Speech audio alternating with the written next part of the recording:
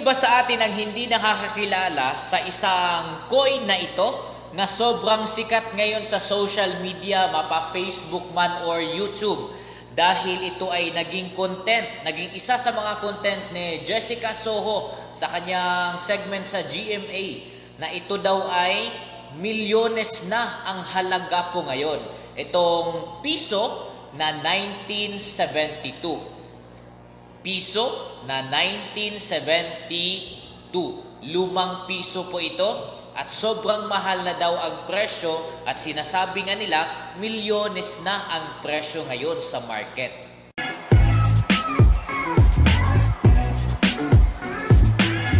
At may mga nagsasabi pa mga ka-Vertusio na ang coin na ito ay may halo daw gold. Kaya po kahit na sobrang tagal na nitong coin na ito, hindi siya kinalawang dahil may halo daw itong gold. Yung iba naman, ang sabi nila, gawa daw ito sa pure silver. Kaya kahit gasgasan mo siya ng konti, hindi po pwedeng magkaroon ng gasgas yun dahil gawa daw ito sa pure silver. So alin ba doon ang totoo? Ito ba ay gawa sa totoong silver or may halong gold po ito? Regardless, ang coin na ito ay sobrang luma na. Isa po ito sa mga nangungunang coin na release po sa atin ng Bangko Sentral ng Pilipinas.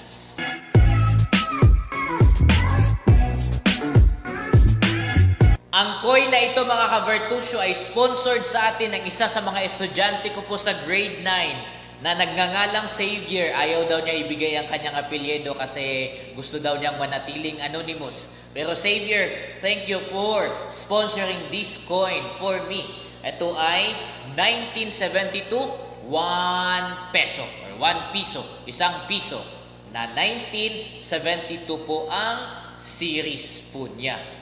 Na ang sabi nga po sa social media, ito nga daw ay nagkakahalaga na ng milyones po ngayon. Yan. Yeah.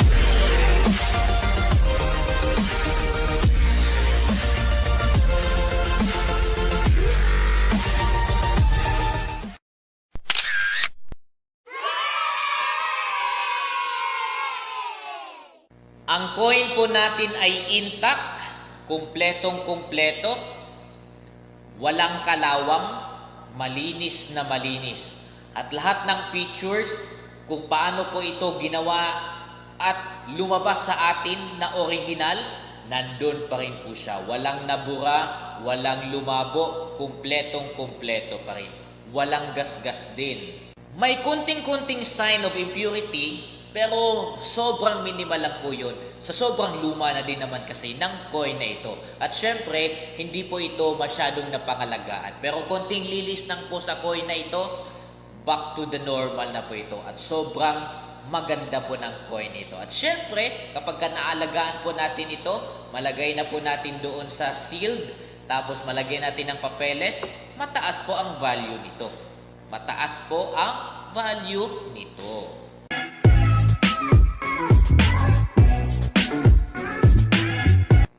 Tignan natin closely ang coin na ito na meron po tayo ngayong araw. Makikita po natin, bilog na bilog po yan. May konting UP lang po doon pero human error lang po yan. Pero the rest ay okay po siya. Tapos makikita po natin sa itaas ang mga katagang Republika ng Pilipinas. Tapos itong nasa gitna, ito po ang pinakaunang logo na meron po ang Bangko Sentral ng Pilipinas. As you can see, ito ay symbolizing the sagisag ng Pilipinas or yung flag. Mayroong 3 star sa taas, tapos itong sun. Tapos itong logo na ito na dalawa ay, kung hindi ako nagkakamali, ito ay samahan po ng Amerikano at mga Pilipino nung nagkaisa na po sila.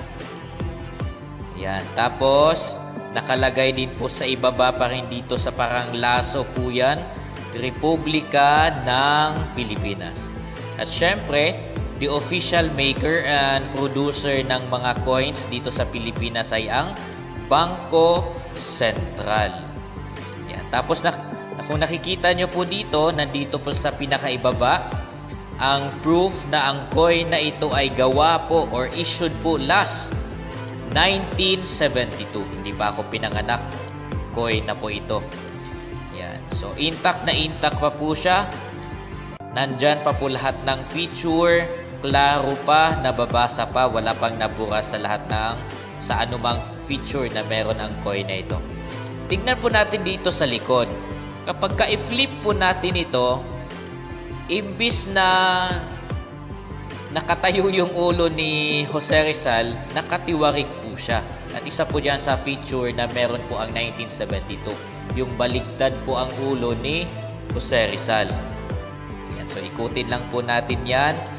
Nakalagay syempre dito ang ulo na nakatagilid kay Dr. Jose Rizal. Tapos nakalagay po sa itaas ang salitang piso. Tapos sa likod po ng ulo ni Jose Rizal ay ang number, piso. Yan. So may konti lang po siyang mga gas-gas sa panahon, pero hindi po yan hindi, very minimal lang po yan. Sobrang lang yan sa coin. Hindi po yan nagkakaroon ng degrade sa value. Kasi understandable po yan na sa sobrang luma na ng coin, nagkakaroon na po ng mga ganyang gas-gas, lalo na kung nahalo po siya sa ibang coin. The rest ng quality po niya, so good, so good. Ngayon naman mga ka-Virtusyo, pagdating naman sa presyo, ito ang kalimitang mga tanong ng tao. Magkano po ba ang bentahan? Kung napanood nyo po ang isa sa mga episode ng Barya doon sa KMJS, ang barya po na pinag-uusapan doon ay yung 1971. Ito ay 1972. Kung hindi po ako nagkakamali, yung 1971 na yun ay nabenta po siya ng 5 million sa subastahan. Ganun kalaki ang naging presyohan or bentahan po sa coin na yon, which is 1971 po yun. Halos same lang din ng nito. Same lang din ang ganun kalaki ang naging presyohan or bentahan po sa coin na yon, which is 1971 po yun. Halos same lang din ng nito. Ang design po nito, ito ay 1972. Panoorin niyo po ulit sa KMJS. Umabot ng 5 million po ang subastahan po ng coin na yon. Dahil sa sobrang luma na po niya at nagiging in demand yung 1971. Kaya kung meron po kayong 1971 po dyan, KMJS na po yan galing, umabot po yun ng 5 million. Sa subastahan po hindi lang kung kaninong numista. Sa subastahan. Siyempre sa subastahan, nagsasama-sama yung mga karamihan sa mga numista. Ayan. So, ito ay milyones din. Sabi nila ang presyo nga nito, itong 1972. Milyones din dahil ito ay very rare to find. Although, sobrang dami po nito nung ginawa po ito. Pero, dahil nga nawala na ito ng value sa Bangko Sentral ng Pilipinas, karamihan sa mga may hawak po nito, yung mga lolo at lola po ninyo or natin. Tapos karamihan, katulad ko, katulad sa grupo po namin, mga numista, yun na lang may hawak ng ganito. And this one is sponsored nga ng isa sa mga estudyante ko. Xavier, thank you for sponsoring this one or this coin, the 1972. Wala pa po akong ganito, sa totoo lang. And I am very happy to hold this kind of coin na sobrang taas po ng value po nito. Karamihan nga nagsasabi na bilyones daw ang presyo po nito. So, di ba? Isang piso lang po ito, isang coin lang po ito, tapos milyones na. So, isa akong milyonaryo, hindi pa lang ganap. Hindi pa lang ganap, pero milyonaryo na ako dahil sa coin na ito na hawak.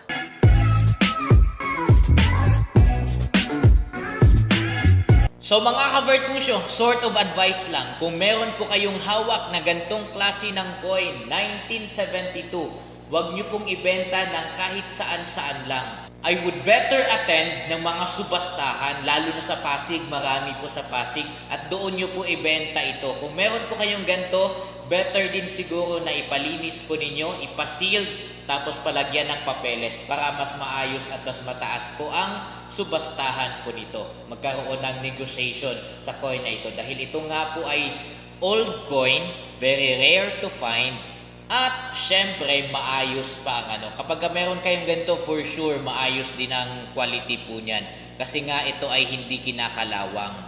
Hindi po ito kinakalawang. Kaya, I would rather advise na mag-a-attend kayo ng subastahan kasi mas mataas po at guaranteed po na mas mataas ang presyo kapag doon nyo ibibenta kumpara naman sa ibibenta nyo lang saan-saan, lalo na sa mga naglalako. May mga naglalako po kasi na lulukohin ka lang, tapos pag dinala nila yun sa subastahan, ang taas ng presyo.